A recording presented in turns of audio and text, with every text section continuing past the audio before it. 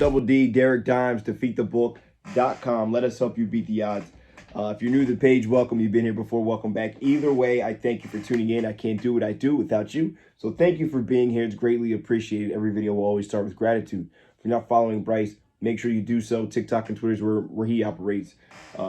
All our social media links are posted down below. I'd appreciate a thumbs up, subscribe, click the bell so you're notified. If you do none of those three things, it's okay.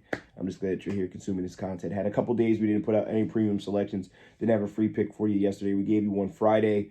We had the Celtics minus the points in a situation to cover that number with 5 minutes to go, and Grant Williams goes off the freaking wall and attacking Jimmy Butler. Headbutting, double techs ensue, and then from that point on, I believe they were up 6 points, 8 points, somewhere around there. Miami goes on a 20-4 run and wins the game. So you don't poke the bear.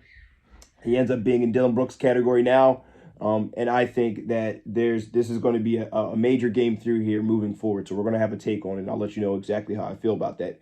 May 21st, 2023, 8:30 game. Miami Heat going on the road. Or Miami Heat at home going up against the Boston Celtics, who are now down 0-2 in what is surely a must-win Game 3. No one's ever come back from 3-0 in a series. And let's take a look into it, right? Let's get into it right here, right now. Line, it opened up at 1.5, moved up 2 full points, 3.5 now, favoring the Boston Celtics here in a game that I said is a must-win game, a team that we know is capable of coming back and tying up this series. Total started out at 211.5. Moved up to 213.5, so a good bit of money here on the over as well in this matchup. Boston's had its struggles there at home. We're in a situation to win that game. The situation with Grant Williams happens, and you just woke up Jimmy Butler, who wasn't really having a great game, and he ends up closing the show there in the fourth quarter. Now, if we're taking a look into this game, my take has been we've always talked about Joe Mazzulla. I've talked about Joe Mazzulla. I don't really have a ton of confidence in him. I thought the loss of Ime Udoka was much more significant than everyone else was willing to lead on or willing to admit.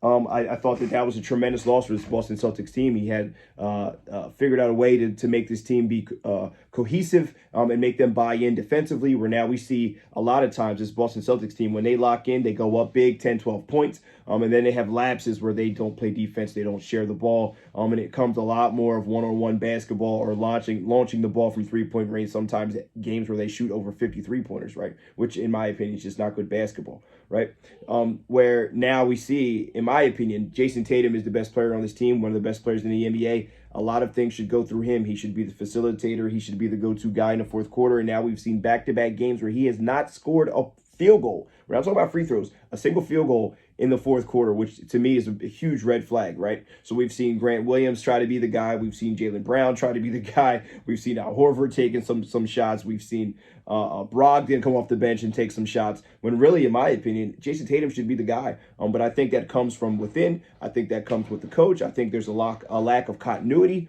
And if I had to bet my bottom dollar right now, Jaylen Brown's out of Boston Celtics. So where you look on the opposite end there, where we have the Miami Heat, we know who the guy is. Jimmy Butler's the guy. He's the leader. He trusts his teammates. And everyone else is very confident in their roles. When their number's called, they'll step up and make big shots. We've seen Vincent make big shots down the stretch. We've seen Max Strus make some big shots down the stretch. Bam Adebayo is basically having triple-double games. And when they need a bucket and things get tough, they know Jimmy Butler's their guy. He's going to play tough defensively, and he's going to make some very tough contested shots down the stretch, where on the Boston Celtics side, I think the lack of cohesion is really killing them here. This is a game that they must win.